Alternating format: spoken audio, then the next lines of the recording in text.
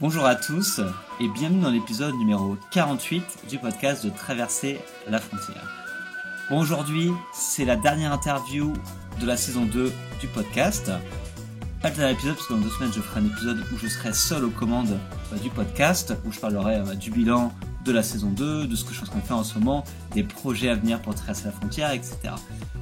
Mais aujourd'hui, notre invitée du jour s'appelle Lucie et en fait, elle va nous parler du house sitting. Donc en gros, si vous ne savez pas ce que c'est, ça va vous intéresser parce que c'est un moyen de voyager et de pouvoir être logé gratuitement à l'étranger. Donc si ça vous paraît un petit peu bizarre, c'est normal, mais Lucie va tout nous expliquer. Donc elle va nous dire un petit peu son parcours, d'où est-ce qu'elle vient, ce qu'elle fait, où est-ce qu'elle est. Elle va nous expliquer le concept du house sitting, comment ça marche.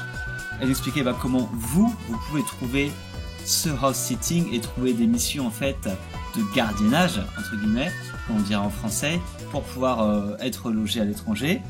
Quels sont les avantages, les inconvénients de ce type de logement, ses expériences bien sûr, parce qu'on a fait plusieurs house sitting en France et aussi à l'étranger, et bien sûr tous ces conseils pour maximiser vos chances de trouver une mission de house sitting rapidement.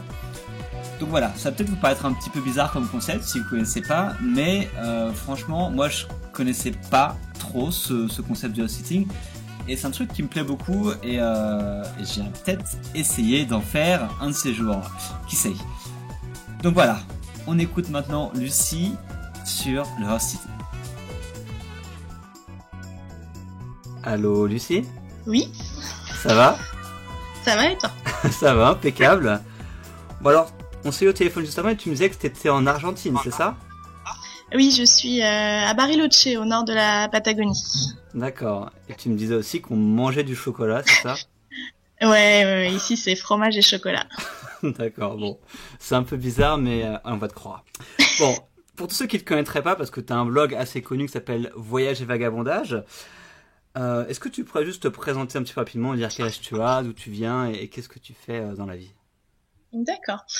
Donc moi c'est Lucie, je viens de Charente-Maritime en France, j'ai 28 ans, je blogue depuis 5 ans et je suis blogueuse et traductrice et nomade, donc je travaille et voyage en même temps. D'accord, et tu fais ça depuis 5 ans ? Nomade non, je suis blogueuse voyage depuis 5 ans et traductrice également, mais pas nomade. D'accord, donc en gros ça veut dire que tu travailles et que tu voyages en même temps, c'est ça ?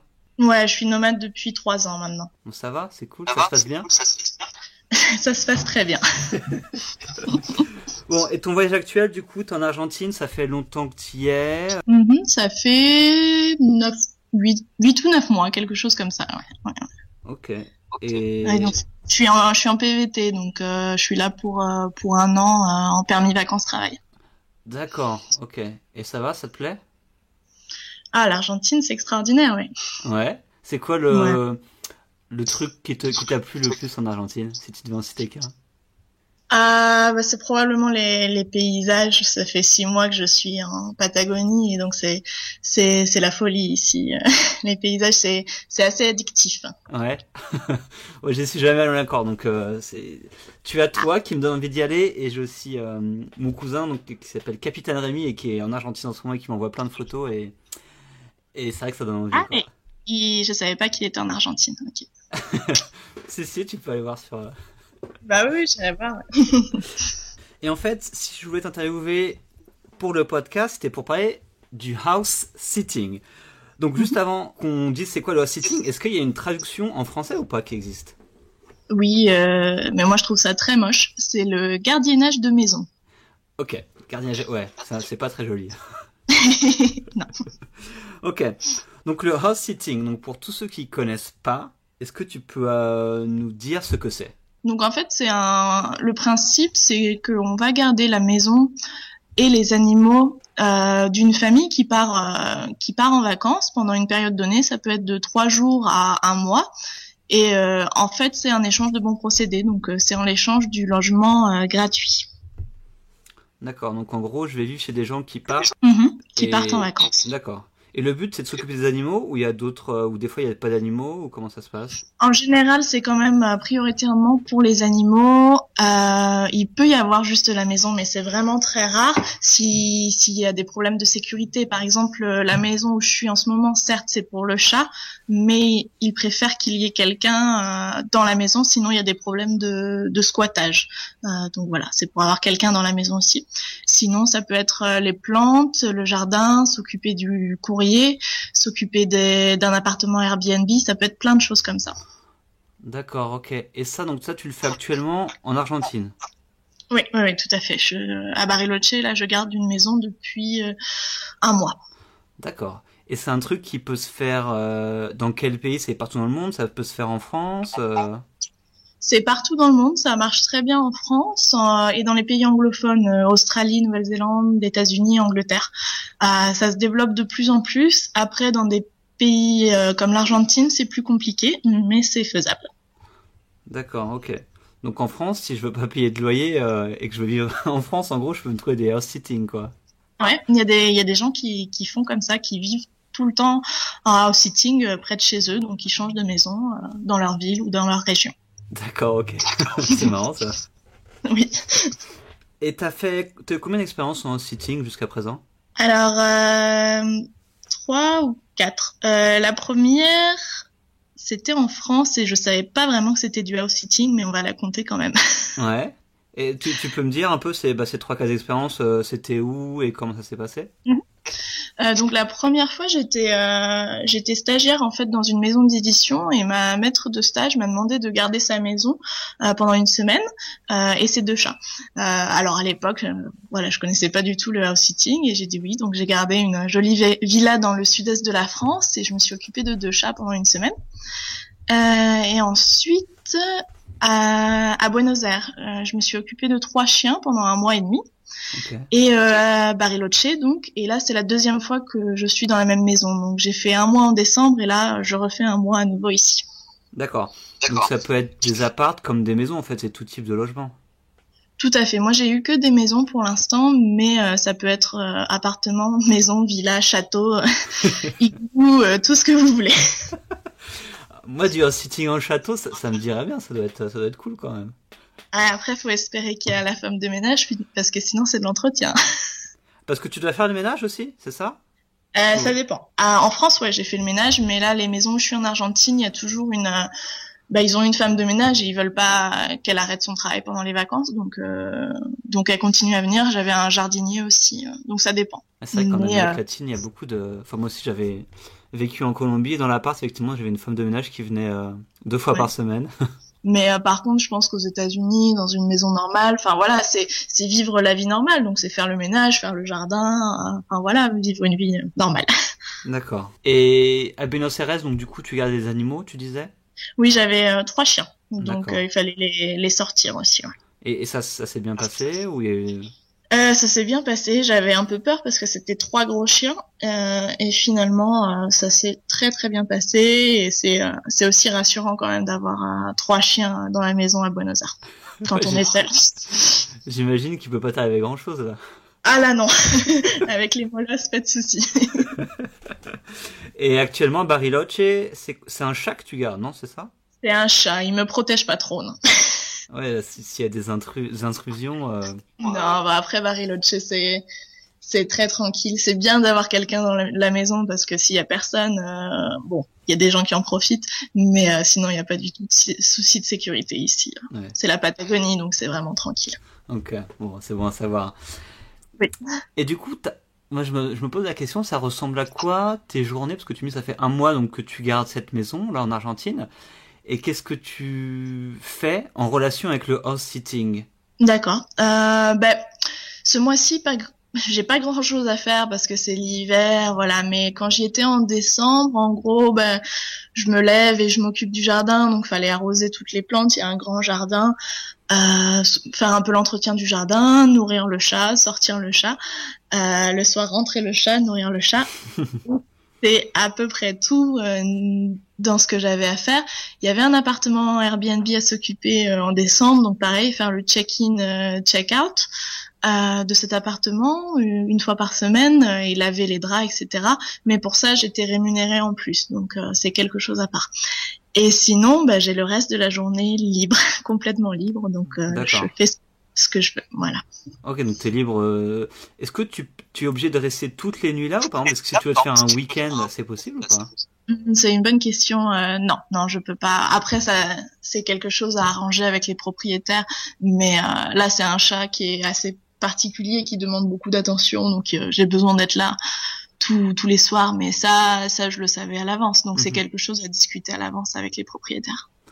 D'accord, ok. Donc en gros, t'as quand même un gros de liberté, quoi.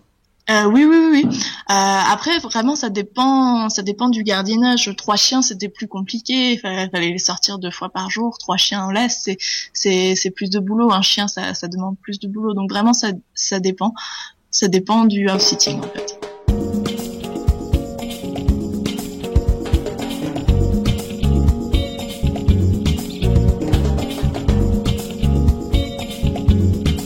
Ça, parce que c'est un truc, le house sitting, ça s'inscrit un peu dans cette thématique, donc on parle de plus en plus du slow travel, c'est-à-dire que tu restes vraiment longtemps en endroit et tu t'intègres plus facilement, on va dire, avec la vie locale, non?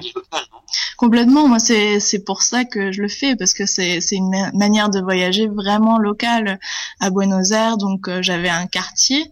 Les gens du quartier me connaissaient tous. Les promeneurs de chiens. Voilà, on s'intègre vraiment. On a ses petites habitudes, son café préféré, son épicerie préférée. Enfin, ça, c'est vraiment très très local. Ah, c'est cool. Ça doit être sympa à faire. Enfin, parce que tu vis dans la maison de quelqu'un qui vit là habituellement, quoi. Oui, et puis du coup les propriétaires peuvent vous présenter leurs amis, enfin ils vous aident aussi à s'intégrer un peu dans leur vie d'une certaine manière. Enfin moi j'ai des amis qui sont leurs amis, enfin voilà, c'est assez intéressant. Ok. Du coup là c'est la grande question, c'est comment on fait pour trouver du house sitting, parce que ça paraît assez idéal comme solution. Enfin quand t'es à l'étranger, tu payes pas le logement, etc. Enfin comment tu fais pour trouver du house sitting? C'est la première fois, c'est très compliqué parce que le problème c'est qu'il faut avoir une référence de quelqu'un pour montrer qu'on est une personne de confiance. La première fois en Australie, j'ai essayé d'en trouver, j'en ai jamais trouvé. J'ai galéré pendant 6 mois parce que j'avais pas la bonne manière de faire. Donc il faut s'inscrire sur tous les sites internet de house sitting qu'il peut y avoir. Donc ça va coûter de $20 à $90. Mais ça vaut le coup parce qu'une fois qu'on a trouvé quelque chose, moi j'ai économisé des milliers de dollars comme ça. Donc ça vaut le coup. Ouais. Donc s'inscrire sur tous les sites et s'inscrire aux newsletters et répondre à toutes les annonces qui peuvent nous intéresser, et rapidement, il faut être très très rapide, et ensuite se construire un bon profil avec des références. Il faut faire le policy check par la police, faire vérifier qu'on n'a pas de casier judiciaire, voilà, c'est ça. Ah ouais. Oui, c'est pas obligatoire, mais c'est mieux, forcément, les gens préfèrent savoir que t'es pas un criminel. Donc toi, tu l'as fait, tu as envoyé ton casier judiciaire français. En fait, je l'ai, je peux l'envoyer, sinon tu le mets sur le site, en fait, tu peux télécharger différents documents, donc tes lettres de référence, ton CV, des photos avec des animaux, enfin voilà, ce genre de choses. Ok, et tu parlais de sites. Il y en a beaucoup des sites internet ou beaucoup non. Après, c'est beaucoup de sites anglophones. Ouais. En français, il y a Nomador. Moi, c'est pas mon préféré. Je trouve qu'il y a pas beaucoup d'annonces. J'aime beaucoup Mind My House. Sinon, il y a Trusted House Sitter, House Carers. Et il y en a plus spécifiques, donc il va y avoir Luxury House Sitting, ça c'est pour garder des maisons de luxe. Il va y avoir Housecare Australia, ça c'est que pour l'Australie. Donc ça dépend vraiment. Je pense qu'il faut commencer par choisir une destination et ensuite essayer de voir ce qu'il y a comme site de disponible. D'accord, ok, ça marche. Donc pour tous ceux qui écoutent là, je mettrai sur le site tous les sites internet justement de house sitting. Je ferai une petite liste et peut-être que tu m'aideras un petit peu à la compléter, Lucie. Pas de souci, ouais. Comme ça, les gens qui seront intéressés pourront directement voir les maisons disponibles. Et donc, tu me disais que ton préféré, c'était Mind Mind My House. Ok, donc c'est avec celui-là que tu as trouvé la plupart de tes maisons? Et non. Ok. Non, parce que bon, faut savoir que l'Argentine c'est très particulier. Il y a très peu d'annonces sur les sites parce que voilà, c'est quand même un pays où la sécurité a un problème, donc faut que les gens aient confiance. Moi, je suis passée par des groupes Facebook. J'ai énormément réseauté sur des groupes d'expats et c'est là où j'ai trouvé tous mes posts en Argentine et c'est ce que je compte faire. Pour le Japon qui normalement est ma destination suivante parce que c'est compliqué aussi. Donc ça dépend de la destination en fait. Ok, donc tu as la première option, donc en gros d'aller sur tous ces sites de house sitting. Et une autre option, ça peut être d'aller sur les groupes Facebook expatriés, c'est ça que tu disais? Les groupes d'expatriés, tous les groupes qui peuvent être intéressants parce que les expats sont un peu plus ouverts et connaissent le système. Et c'est plus facile de communiquer aussi. Après, je recommanderais de parler la langue locale, mais c'est vrai que c'est plus facile avec des expats. Mmh. Et comment tu fais pour trouver ces groupes-là? Je tape dans la barre de recherche expat Buenos Aires, expat Argentina, voilà. Je cherche et je les trouve. D'accord, ok. Non, je te demande ça, je sais plus ou moins comment, parce que c'est vrai qu'à chaque fois que je vais dans un nouveau pays, généralement, j'intègre tous les groupes de la ville et du pays, etc. C'est toujours bien, mais c'est vrai que quand tu sais pas que ça existe, c'est vrai que t'as aucune idée, quoi. Tu sais pas. En fait, faut vraiment faire tout ce qui est possible. Sur Couchsurfing, il y a des groupes aussi spécifiques à house sitting. Faut en parler autour de soi tout le temps à tous les amis, à tous les gens qu'on rencontre. Faut dire je garde des chiens, des animaux. On sait pas d'où ça peut venir d'un ami. Enfin voilà, faut réseauter. D'accord, ok. Je voudrais ajouter quelque chose pour construire son profil et ses références. Quand on n'a pas de première référence, faut essayer de trouver un autre moyen. Donc moi, j'avais une référence de mon ancienne chef, j'avais une référence de mon ancienne coloc, j'avais une référence d'une amie qui avait fait du house sitting. Ensuite, j'avais donné toutes mes références Couchsurfing et toutes mes références Airbnb.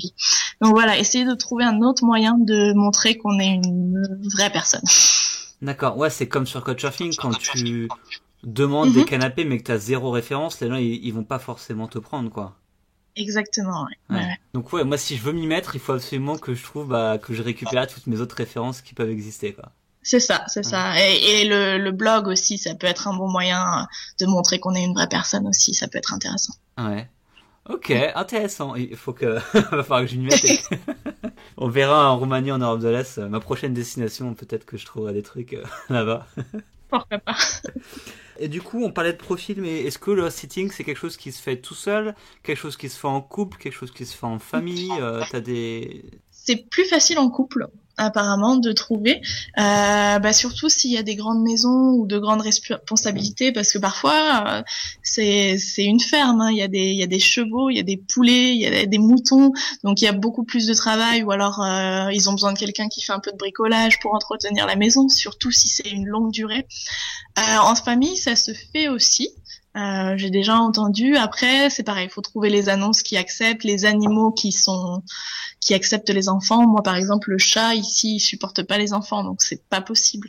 Donc, je pense qu'il y a des annonces pour tout le monde et pour tous les profils. Faut juste les trouver. D'accord. Mais tu dirais que c'est en couple que c'est le plus simple? Oui, surtout.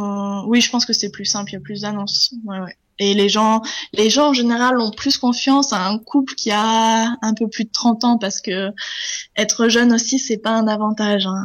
Ouais. Parce qu'ils veulent quelqu'un de responsable pour prouver qu'on est responsable, qu'on peut gérer des situations problématiques, forcément. D'accord, donc couple entre 30 et 40 ans sans enfants, c'est bon. Entre 30 et 65 ans, ils aiment bien les personnes âgées aussi. Hein. D'accord, aussi, d'accord, ok, ça marche. Et pour ceux, parce que du coup ça me fait penser que j'avais interviewé Alizé et Maxime du site détourlocal.com qui m'avait parlé aussi un petit peu de house sitting. Et donc sur le blog, sur Traverser la frontière, je mettrai le lien aussi de l'interview qu'on a fait avec eux parce que je sais qu'ils aiment bien un petit peu aussi faire ce genre de choses, quoi. Oui, tout à fait. Et t'as déjà eu des surprises? Genre t'arrives dans une maison et ça s'est pas passé comme tu voulais ou des choses... Non, moi non. Moi en fait j'ai eu la chance à chaque fois de venir et les propriétaires sont restés avec moi au début une semaine. En fait c'était plus du couchsurfing au début que du house sitting. Donc ils m'ont tout montré, tout expliqué, ils m'ont emmené dans leur quartier, etc. On est sortis ensemble. Mais après, il y a plusieurs groupes sur Facebook justement de house sitting où les gens racontent leurs histoires d'horreur. Ah ouais? Et oui.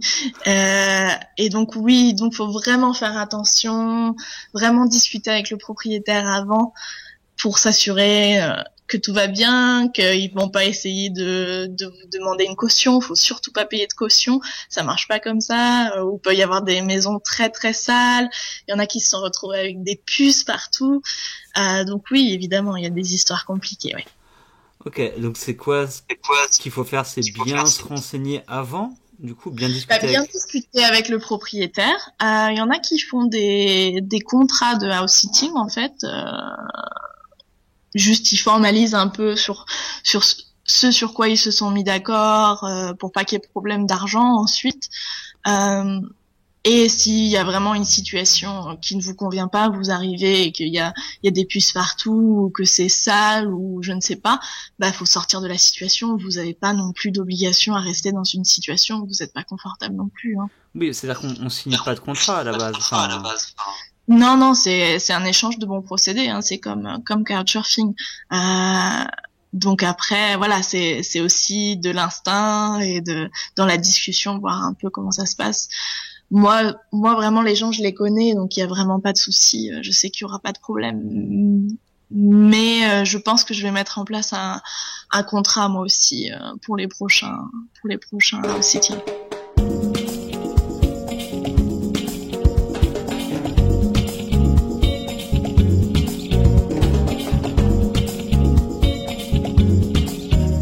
Et tu parlais d'argent parce que j'ai cru voir des discussions sur les faits que est-ce que le house sitting c'est rémunéré ou pas? Est-ce qu'on doit aussi peut-être payer des choses ou pas au propriétaire? Du coup, la dimension monétaire, elle existe ou pas ou...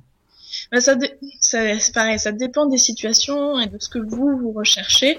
Moi, personnellement, je demande pas de rémunération si c'est gardiennage de maison d'animaux normal. Après, comme je disais, pour le check-in Airbnb, j'ai été rémunérée parce que c'était quelque chose en plus. Si on vous demande, je sais pas, des travaux spécifiques en plus, vous pouvez être rémunéré.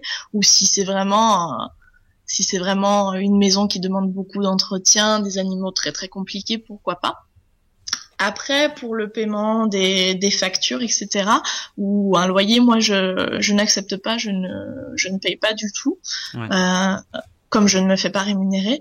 Par contre, si c'est un house sitting d'1 an, 2 ans, peut-être que oui, peut-être qu'il faudra payer la femme de ménage, Internet, enfin voilà, c'est pareil, c'est à discuter à l'avance. Ok, house sitting d'1 an, ça existe ce truc?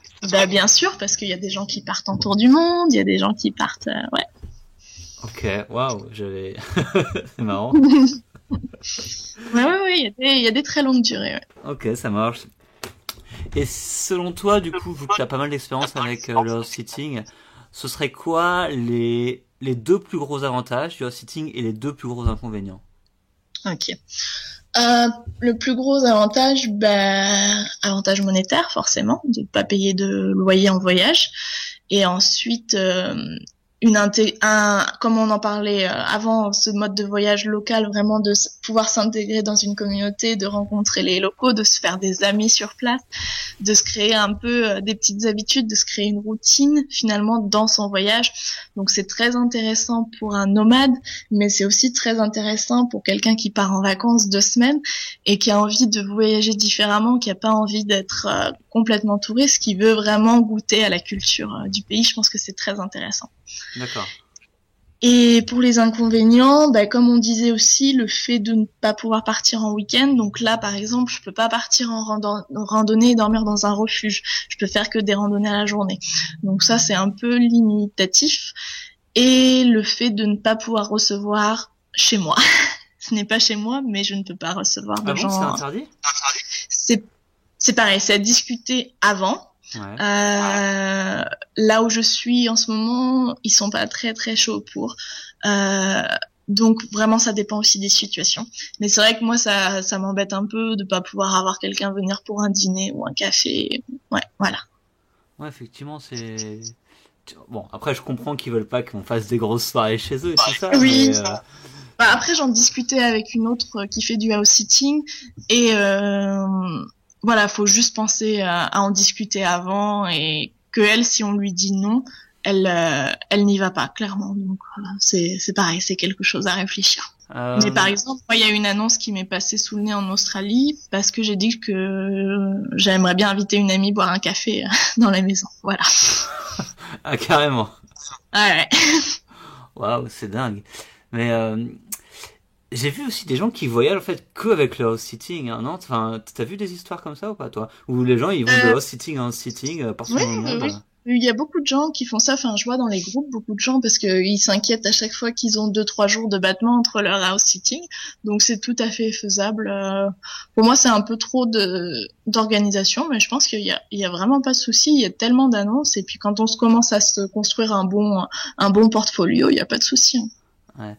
J'avais lu un blogueur américain qui a fait un house sitting de 3 mois sur les îles Fidji, genre en mode villa au bord de la plage, etc. Enfin, c'était un truc de dingue. Ça m'étonne pas du tout. Bah là, ma pote donc qui fait du house sitting, elle va régulièrement dans des apparts de fous à New York. Hein. Donc oui. Une fois qu'on commence à avoir des bonnes expériences, il y a des jolies choses. Bah là, j'ai une maison, une immense maison avec vue sur le lac. Hein. Donc c'est pas mal aussi. Ouais, je suis ça sur Snapchat, qui nous montre ta belle vue tous les jours. Oui. Ok, bah faut s'y mettre. En gros, c'est ça, je pense, le plus dur, comme tu l'as évoqué, c'est peut-être justement les premiers house sitting pour avoir ses premières références, pour pouvoir vraiment mettre le pied dedans, quoi.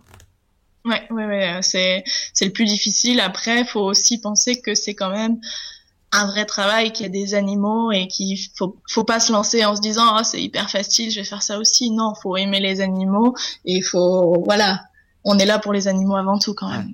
Est-ce que tu aurais des derniers conseils ou des derniers mots à nous dire sur ce thème du house sitting, quelque chose qu'on n'aurait pas évoqué? Non, je crois que toutes tes questions étaient pertinentes. Je crois que c'est bon. Cool, j'ai bien fait mon travail alors. Oui. Pour finir, en fait, je voulais juste que tu me parles un petit peu de ton blog, parce que moi, je te suis depuis un petit moment, et du coup, nous dire, ça fait 5 ans que tu nous dis que tu blogues, savoir un petit peu ce que tu fais sur ce blog, ce que tu y racontes, etc. Ok. Donc sur le blog Voyage et Vagabondage, au début c'était le blog d'une expat à Londres pendant 2 ans. Ensuite j'ai raconté mon tour du monde qui a duré 15 mois, donc tour du monde en solo. Et maintenant donc c'est le blog d'une nomade en solo. Donc je continue à raconter mes voyages et ma vie de nomade, donc en Argentine en ce moment, et puis des prochaines destinations à venir.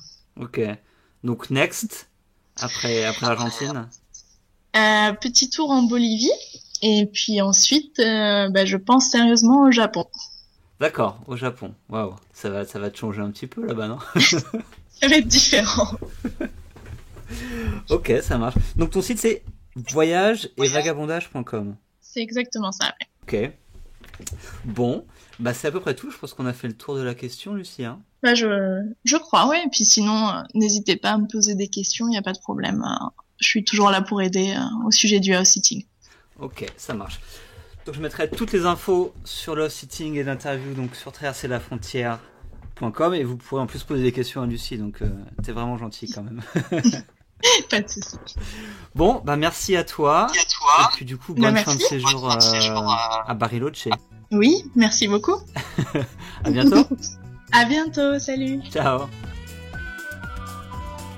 Et voilà, l'interview avec Lucie est maintenant terminée. J'espère que ça vous a plu et que vous avez pu apprendre pas mal de choses donc, sur ce concept de house sitting, et peut-être que ça va vous inspirer à aller en faire et de partir voyager et puis d'avoir le logement gratuit. Donc, merci beaucoup à Lucie de m'avoir accordé son temps depuis Bariloche en Argentine. Merci à vous, chers auditeurs de Traverser la Frontière, d'avoir écouté ce nouvel interview.